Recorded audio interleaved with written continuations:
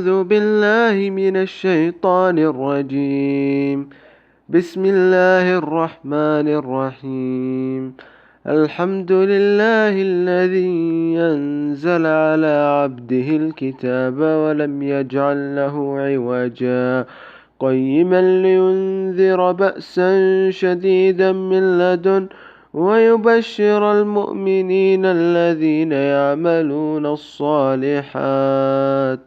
أن لهم أجرا حسنا ماكثين فيه أبدا وينذر الذين قالوا اتخذ الله ولدا ما لهم به من علم ولا لآبائهم كبرت كلمة تخرج من أفواههم إن يقولون إلا كذبا فلعلك باخع نفسك على آثارهم إن لم يؤمنوا بهذا الحديث أسفا إنا جعلنا ما على الأرض زينة لها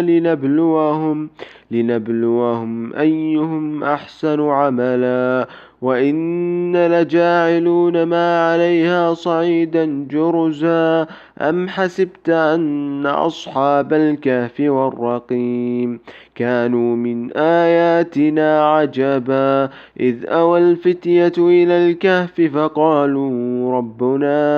ربنا آتنا من لدنك رحمة وهيئ لنا من أمرنا رشدا.